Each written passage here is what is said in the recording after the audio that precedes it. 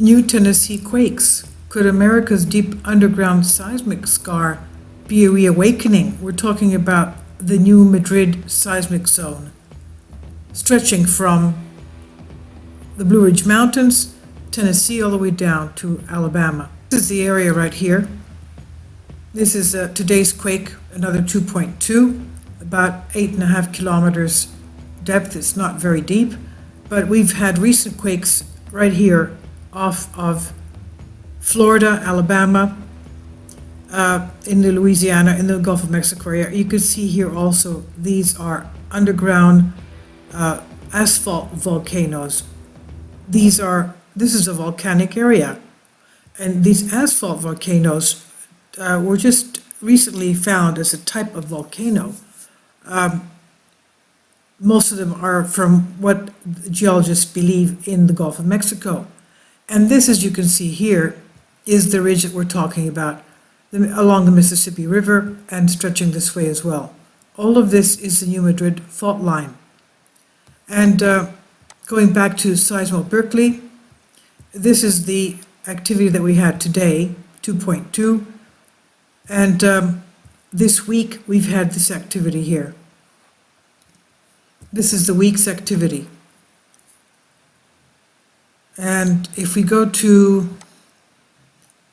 our map, Dayton, Tennessee is what had the quake. And going in further, this is what it looks like, basically. This is the aerial of it. This is the topographic. This shows the fault lines here. On the west coast, of course, this is, again, Yellowstone. This is the area of Yellowstone. You can see that there is a north-south progression of, let's go in further just as a matter of, we'll do another video on Yellowstone, but the white spots are, you can't see them, they're very faint, are the earthquakes. But this is Yellowstone right here, stretching, sorry, here we are, Montana, all the way here, to southwest Utah, all the way to Montana, where we saw the double, the recent earthquakes around the double volcanoes of Crow's Peak and Elkhorn that had the swarm that's ongoing. And this is, of course, Yellowstone right here. And you can see that that's actually a progression of faults that goes all the way from north to south. And they don't show the faults here, but we can see them. We have the USGS showing this. This is recent quakes that we had last, well, this is an article from December actually, but we did have quakes that said southeastern state rocked by 4.4 magnitude, followed by smaller 3.3 magnitude aftershock shortly after. The 4.4 earthquake was the second strongest quake on record to strike eastern Tennessee, according to USGS. No reports of damages to the area. Tennessee sits above the New MADRID fault line, a 150-mile-long seismic zone running through Illinois, Indiana, Missouri, Arkansas, Kentucky, Tennessee, Mississippi, all the way down, of course, to Alabama, and all the way down, if we extrapolate that, it goes all the way down to, of course, the Gulf of Mexico. This thing here, which is also an area of volcanoes. If I remember correctly, which was it? I had it pinned, but I can't. I think it was in Alabama. It was a stadium was right on top of the cone of the volcano, of the crater, the volcano crater. There was a stadium right on top of it. I don't understand how engineers could possibly get the permit to build a stadium, which of course would be able to accommodate tens of thousands of people, and build it on top of a volcano. But what can I tell you? Maybe I'm just a twit head and maybe I'm just too conservative. So this is the area that we're talking about here. And it's been having not only here, but we've even seen the thing stretching out all the way to Canada and Montreal. This whole thing, as you can see, that the folds of the earth stretching all the way here. And we've even had an earthquake in Montreal and recently off of here. Let's see if we can get the recent earthquakes.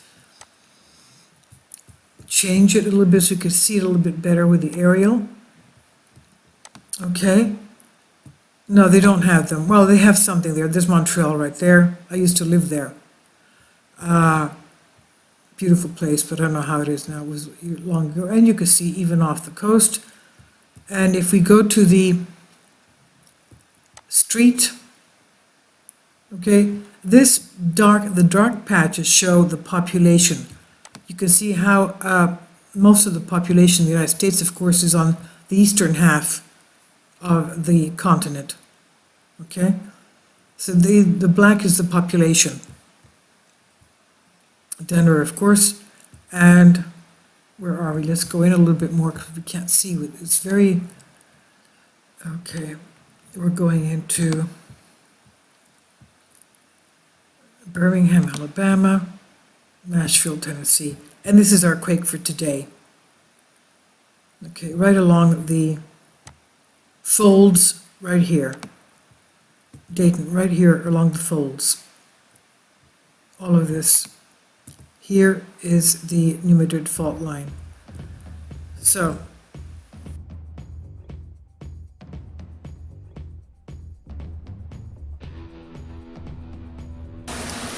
alert.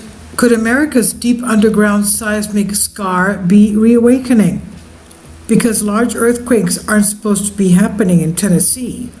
This is authored by Michael Snyder via the End of America Dream blog, and it's on Zero Hedge by Tyler Durden. On Wednesday, the largest earthquake in 45 years hit eastern Tennessee, and it made headlines over the nation. The magnitude 4.4 quake was so powerful that it was felt in portions of Alabama, Georgia, South Carolina, North Carolina, and Kentucky. Significant shaking was even felt as far away as Atlanta, and that was highly unusual. The original earthquake was rapidly followed by a magnitude 3.0 aftershock, and subsequently there were several other noteworthy aftershocks. We live in a time when earthquakes are increasing in size and frequency, and many are concerned about what this may mean for our future. The recent earthquakes in Alaska were a shock. They were huge, 7.5 for example, but at least they made sense since much of the coastline of Alaska sits directly on the Ring of Fire. Alaska also has a number of pretty active volcanoes. But eastern Tennessee is not an area that has traditionally been prone to quakes. Could it be possible that the seismic scar, quote unquote, that was created when the North American continent was formed is beginning to reawaken? Prior to Wednesday, the last time that eastern Tennessee had experienced an earthquake of this magnitude or greater was November 30th, 1973. That was 45 years ago, and many of you that will be reading this article were not even alive at that time. Some experts had regarded eastern Tennessee as one of the safest areas in the eastern half of the country, but after what we just witnessed, they may want to reevaluate their thinking. When the earthquake happened, the shaking was so violent that it actually woke people up from their sleep all the way over in neighboring North Carolina. Wayne Wobble said, felt it here in Arden off Brevard Road for sure, sitting on the couch at 4:15 a.m. reading news on laptop, and I felt that the house swayed back and forth for a few seconds. It was weird. Megan S. Botego said, I felt the earthquake in Alexander, North Carolina around 4:15 a.m. It woke me up from my sleep. So, and there are others who felt it as well. They are saying their comments are here, but it is not the only earthquake that has happened in the region recently. In fact, in the center of the United States, there have been 27 significant earthquakes of magnitude 1.5 or greater within the last 7 days. Eastern Tennessee is not in the New Madrid seismic zone, but is not too far away from it. And there are some that are speculating that the deep underground scar that was created during the formation of North American continent may be awakening once again, thus following text is from Wikipedia. This is what they have to say about the formation of that scar. The faults responsible for the New Madrid seismic zone are embedded in a subsurface geological feature known as the Real Foot Rift that formed during the breakup of the supercontinent Rodinia in Neo-Proterozoic era. That's about 750 million years ago. The resulting rift system failed to split the continent, but has remained as an holocogen, a scar or a zone of weakness deep underground, and its ancient faults appear to have made the Earth's crust in the New Madrid area mechanically weaker than much of the rest of North America. This relative weakness is important because it would allow the relative small east-west compressive forces associated with continuing continental drift of the North American plate to reactivate old faults around New Madrid, making the area unusually prone to earthquakes in spite of it being far from the nearest tectonic plate boundary. And as noted above, because of this scar, the crust of our planet in that region is mechanically weaker and thus more vulnerable to shaking. That means that the earthquakes in this area could potentially be far from damaging. According to the Missouri Department of Natural Resources, any earthquakes that occur along the New Madrid Fault could shake and damage an area approximately 20 times larger than earthquakes in California. Due to the harder, colder, drier, and less fractured nature of the rocks in the Earth's crust in the central United States, earthquakes in this region shake and damage an area approximately 20 times larger than earthquakes in California and most other active seismic areas. Even though large earthquakes occur much less frequently in the New Madrid fault zone than in California, the long-term average quake threat in terms of square miles affecting per century is about the same because of the approximately 20 times larger area affected in the central United States. And even though most Americans don't realize this, some of the worst earthquakes in all of U.S. history have happened right in the middle of the country. In 1811 and 1812, 3 massive earthquakes struck directly along the New Madrid seismic zone, and the damage was off the charts. The following comes from a previous article.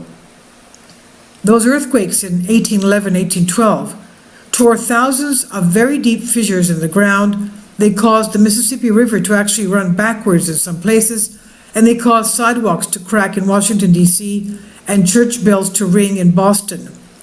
In our time, the U.S. Geological Survey has admitted that the New Madrid Fault Zone has the potential for larger and more powerful quakes than previously thought, and we have seen the number of significant earthquakes in the middle part of the country more than quintuple in recent years. There's a reason why I included a catastrophic New Madrid earthquake in the beginning of the end, and scientists assure us that it's only a matter of time before one does take place. Giant earthquakes and huge volcano eruptions are starting to happen with such frequency now that they almost immediately start receding from our memory after they happen. We've been witnessing one historic seismic event after another, and they're happening so fast that it's hard to keep up with them. And when you throw in wildfires, floods, hurricanes, and all the other major disasters, what we have been witnessing is truly historic. According to CNN, 2017 was the costliest year for natural disasters ever, and it looks like there's a good chance that we will be breaking that record again this year. Our planet is changing, and many believe that very dark days are ahead for all of us.